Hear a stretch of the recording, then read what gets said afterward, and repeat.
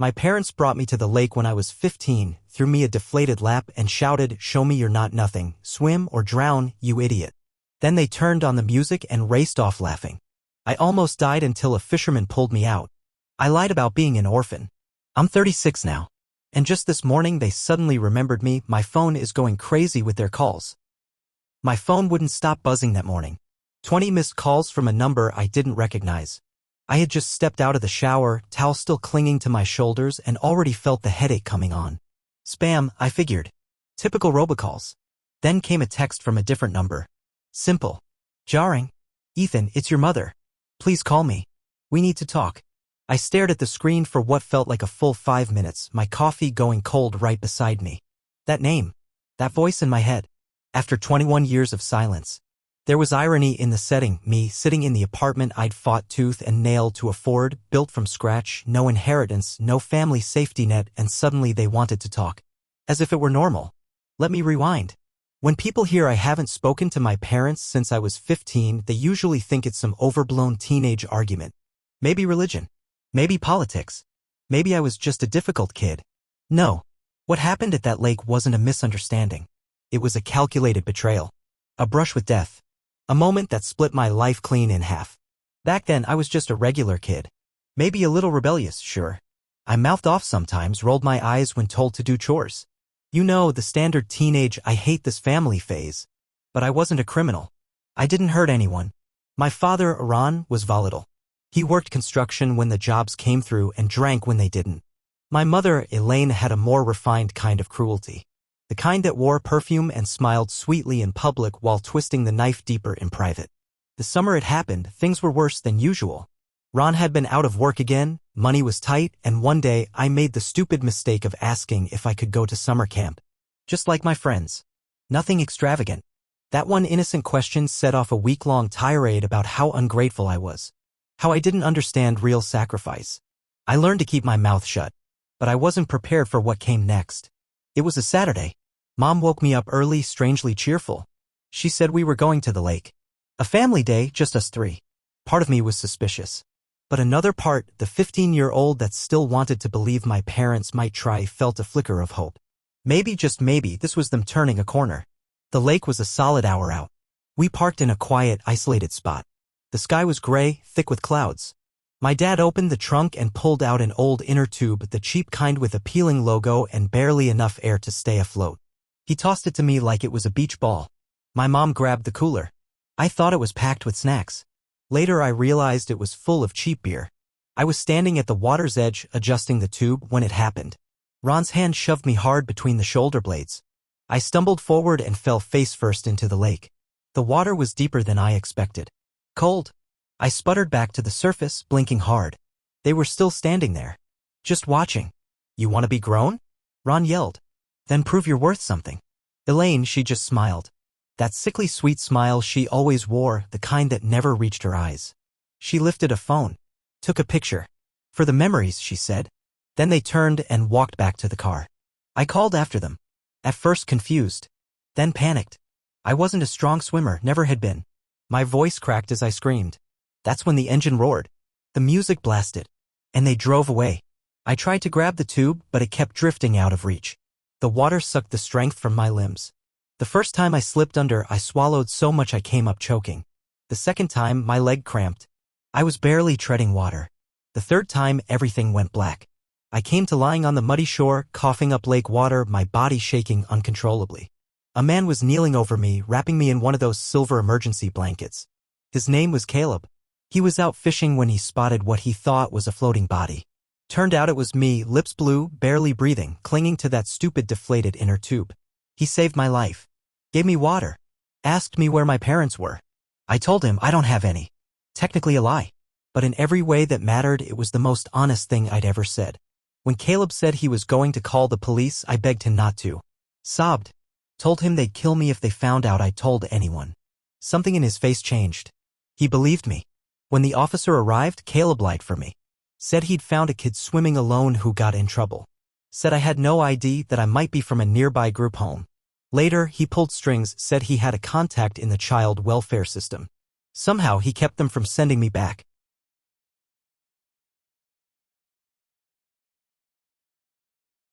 I never forgot what happened that day at the lake. But I got good at not thinking about it. The years that followed were brutal. Group homes, rotating social workers, makeshift families that never lasted more than a few months. I learned to keep my head down, keep quiet, and never get too attached. Somehow, I clawed my way through community college, scholarships, night shifts, double shifts, bus rides. I'd study in the back room of a convenience store during 10-minute breaks or scribble notes on the backs of receipts. There was no one to co-sign student loans. No holidays back home. No home at all. But I made it. Now, at 36, I run a growing security consulting business. My apartment isn't flashy, but it's mine. Every inch of it earned. Every square foot a reminder that I'd survived. So why now? Why, after 21 years of silence, did Elaine, the woman who left me to drown, decide I was worth texting? After the initial shock wore off, I did what I do best. I investigated. I pulled up my old burner social profiles and typed in their names. Both had private accounts, but their profile pictures spoke volumes. Ron looked worn, almost unrecognizable. Gray, gone. Like life had chewed him up and spit him out. Elaine still wore that same fake smile, only now her eyes looked emptier than ever. They'd send me friend requests 3 days before the calls. Probably thought that was a warm-up. Scrolling through what little was public, I saw glimpses of their current life, a beat-up pickup truck, a falling-apart house with cracked siding, and a Facebook meme Elaine had posted, "Family is everything." That one almost made me laugh. Almost. By noon, the missed calls had climbed to 30. My hands were shaking so badly I dropped my phone. Twice. I took a breath and pulled out tools of the trade. Background check software. Cross-referencing tools. Digital breadcrumbs. Within hours, I had the full picture. They were sinking. Ron hadn't worked in 7 years. Back problems, apparently. Elaine had a part-time job at a dollar store. The house, same one from my childhood, was under a third mortgage. 2 maxed-out credit cards. A failed GoFundMe campaign that had raised a whopping $87 in 6 months. They weren't just broke. They were desperate. And now, out of nowhere, they remembered their son existed. The one they left gasping for air in a lake 2 decades ago. I let a few more days go by. Let the panic marinate. The calls came in waves from different numbers now. I ignored them all. On the 4th day, I finally sent a reply. "What do you want?" The response came back instantly. Like they'd been staring at the phone. "We just want to reconnect. We know we made terrible mistakes. Please give us a chance." How touching. I agreed to a call. Just one. I needed to hear their voices. I needed to confirm what I already knew. This wasn't about love or guilt. It was about survival. Elaine answered with a shaky, theatrical sob. "Ethan, sweetheart. I've prayed for this day." Ron was quiet in the background, muttering something I couldn't make out. They danced around the topic for a while, memories, holidays, vague references to what went wrong. I didn't say much. Just listened. I let them perform. Eventually, I cut through the noise. "Are we going to talk about the fact that you left your 15-year-old son to die in a lake?" Silence. Then the floodgates opened. They didn't mean to leave me. They were going through a rough time. They only wanted to teach me a lesson. They claimed they came back after half an hour, but I was gone. That they searched for me. That they filed a missing persons report. I'd already checked, there was no such report. I let them keep spinning their story. Then, calmly, I asked, "Why now?" Another long pause. Elaine cleared her throat. "As you get older, you realize how important family is." Ron mumbled something about always wondering where you were. Neither of them mentioned the obvious money. That was all I needed to hear. I told them I was open to rebuilding trust. But it would take time. And it would start with one thing. "I want you both to write me letters.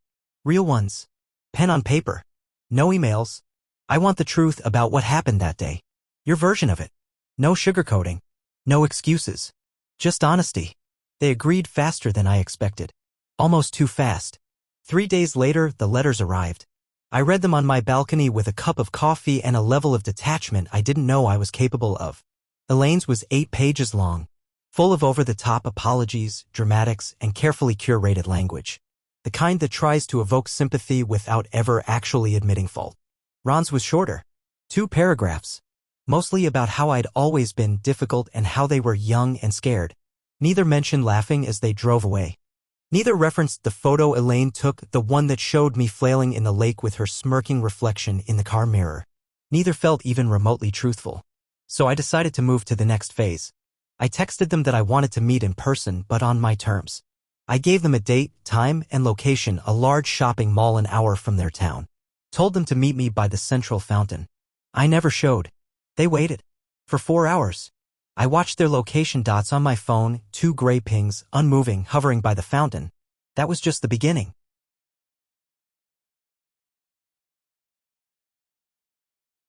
After that first no-show at the mall, I kept the pressure on. I sent another invite the following day, different mall, even farther away. Told them something had come up last minute, could we try again? They agreed immediately. I skipped that one too. Third time, I told them to bring a small gift, a token from my childhood, anything they kept. They brought an old stuffed bear, missing one eye and smelling faintly of mothballs. I never showed. Each meeting was a test, not just of their patience, but of their sincerity.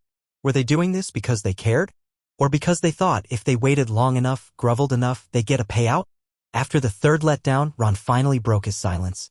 He texted, "This isn't fair. We're trying, Ethan." I replied instantly. "Was it fair when you left me in that lake?" No answer. The silence told me everything I needed to know. For the fourth meeting, I switched tactics. Told them I'd actually be there, and this time I was.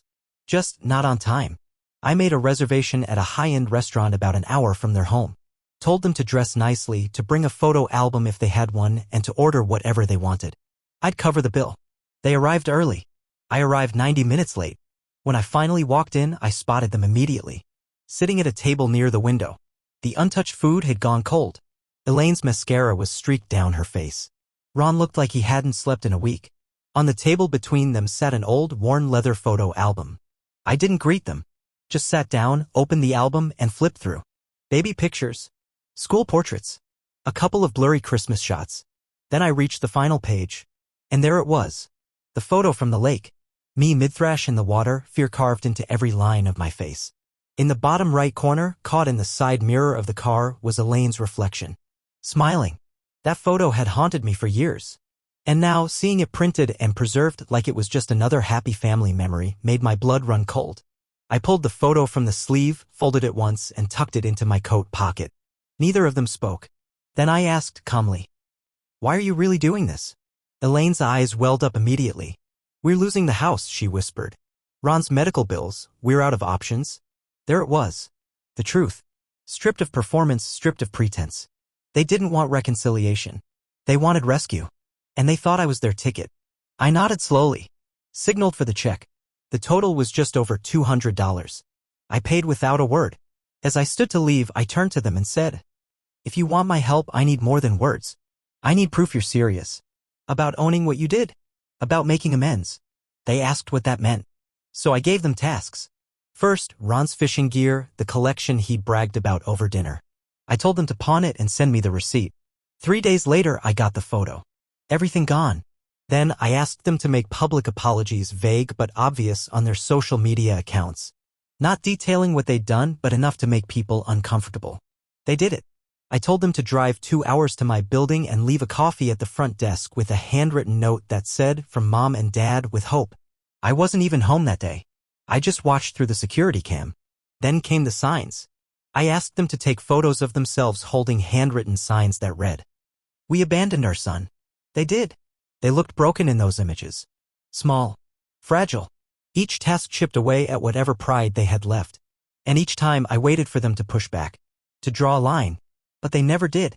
They kept jumping through hoops like inmates hoping for parole. Ron sent a text about the final foreclosure notice. Elaine called crying, saying they might have to live in their truck. I almost felt something. Almost. Then, in the middle of this revenge routine, I got a call from an unfamiliar number. I almost ignored it, assuming it was another burner line they were using. But it wasn't them. It was Caleb, the man who saved me. We hadn't spoken in years, just liked each other's occasional posts online, but the moment I heard his voice, I was 15 again. Shaking in a silver emergency blanket, begging not to be sent back. He got straight to the point. "Your parents came to see me today." I froze. They found me through a local fishing group. Asked about that day. Wanted to hear what really happened. My stomach dropped. "She cried while I described how close to death you were," he continued. "And your father, he couldn't even look me in the eye." I didn't speak. My throat tightened. "I told them the truth, Ethan," he said. "Every word of it. That you begged me not to send you home. That you were so scared you couldn't even say your name at first." He paused.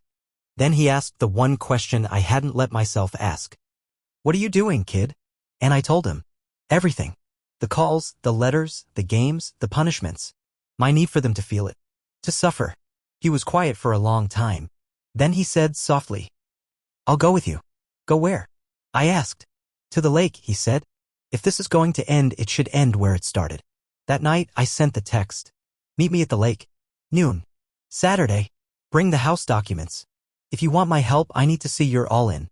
They agreed. And Caleb would be there too, not to intervene. Just to witness. To keep me grounded. It was almost time.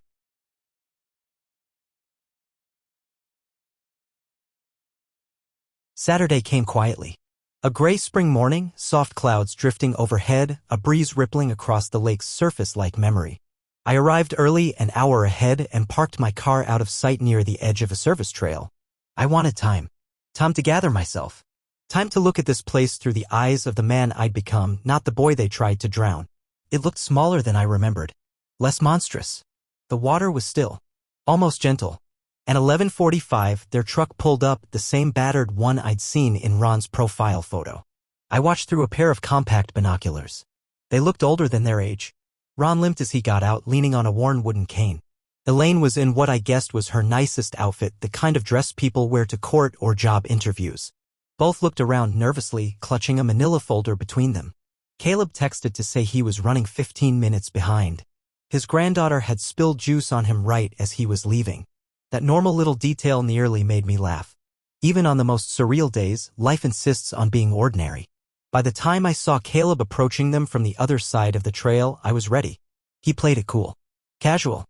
Just another man walking to his usual fishing spot. They didn't recognize him at first. But then he introduced himself. Even from a distance, I saw Elaine's hand fly to her mouth. Ron stepped back like someone had punched him. They remembered. 10 minutes later, I finally walked toward them. My boots crushed damp leaves. My heartbeat was steady but loud, louder than the lake, louder than the wind. When I reached them, no one spoke. Elaine was already crying, softly, her fingers white-knuckling the folder. Ron stared down at the ground, his lips pressed tight. I nodded toward her hands. "You brought the paperwork?" She fumbled through her purse, dropped her keys, and finally pulled out the listing agreement. Their house was officially up for sale. They had done what I asked. There it was, the power. The proof. After all these years, they were willing to give up everything just to get a piece of me back.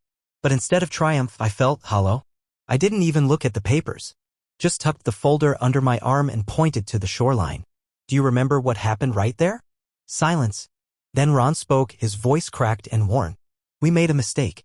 A terrible, unforgivable mistake." I let out a short laugh, humorless. "A mistake is forgetting to pick up milk. A mistake is missing a birthday. What you did was a choice." Elaine took a step toward me, arms out. I stepped back instantly. "Don't touch me. I didn't come here for hugs." I stared at them both. I had rehearsed a speech for years about pain, betrayal, trauma. About how I couldn't put my head under a shower stream without panic for a decade. How I mistrusted everyone. How I built an entire life out of never needing anyone. But standing there, seeing them so visibly broken, the speech felt pointless. They knew. They finally knew. So I asked the question I'd buried deeper than all the others. Why? What really happened? And this time they answered. The story was ugly. Messy. Human in the worst ways. Ron had just lost another job. That morning they'd received an eviction notice. They were both drinking heavily. Fighting nonstop. Elaine had found drug paraphernalia in Ron's truck. Ron had found messages on her phone suggesting she was thinking of leaving him. I had been the lightning rod for all of it, the complaining teenager, the easy target. Ron, in a drunken rage, said they needed to teach me a lesson. Elaine, bitter and angry, agreed. They never intended to leave me long, they said. Just scare me. But they argued in the car. Drove to a nearby bar. Had more drinks. Time passed. When they finally remembered and drove back, I was gone. And they panicked. Instead of calling the police, they fled. Too afraid. Too ashamed. By the time they sobered up, I had already disappeared into the system. Caleb had been standing quietly nearby until then. Now he spoke, steady and low. He was barely breathing when I pulled him out. I honestly thought he was dead. He begged me not to take him back. He turned to them. You have no idea how close you came to killing your son. Elaine collapsed to her knees, sobbing into the dirt. Ron leaned against his cane, visibly trembling. Then Caleb asked the question I hadn't even thought to pose. Are you the same people you were back then? The silence that followed was long. Heavy. Finally, Ron spoke. I got sober 16 years ago. Haven't touched a drop since. Too late for you to see it, I know, but it's the truth. Elaine wiped her eyes. I've been in therapy for 10 years. Individual and group. We both have. We know we don't deserve forgiveness. I looked down at the folder in my hand. The symbolic gesture of a house they were willing to sell. Not for comfort, but for a chance. And it hit me. This was never about revenge. Not really. It was about acknowledgement. About making them face what they did, out loud without softening it. And they had. So I handed the folder back. You don't need to sell your house. Their relief was like a physical wave. I held up a hand. But don't mistake this for forgiveness. I don't know if I'll ever give you that. I pulled out my phone and opened a document I had prepared. A formal agreement. I'd make a one-time payment directly to their mortgage lender, enough to keep them afloat. In return, they would continue therapy, respect my boundaries, and have no expectations of a happy family reunion. No phone calls, no visits, just a clear, mutual arrangement. They signed without hesitation. As we turned to leave, Elaine stopped. Can I say one thing? I nodded. I kept your room the same, for 21 years. Cleaned it every week. Changed the sheets. I thought maybe, someday. Her voice broke. That hit harder than I expected. The idea that, in her own twisted way, she'd lived with her guilt every single day. A shrine to what she destroyed. We didn't hug. We didn't exchange numbers. I just told them my lawyer would be in touch. Caleb and I walked back to the cars in silence. You okay? He asked. I didn't know what to say. Was I okay? No. But I was lighter. Like I'd set down a boulder I didn't even realize I'd been carrying. Before we left, I asked him something I'd never asked in 21 years. Why did you stay in touch with me all these years? His answer was simple. Sometimes life puts you where you're supposed to be. He paused, smiled slightly. That day, I wasn't even supposed to fish there. Something told me to try a different spot. We stood there for a few quiet moments. Then he asked if I wanted to grab lunch. Nothing heavy, just a diner nearby. Good sandwiches. No talk of the past. I said yes. That night, I slept through the night for the first time in weeks. No dreams. No drowning. Just stillness. The lake didn't seem as big the next day. And that was enough.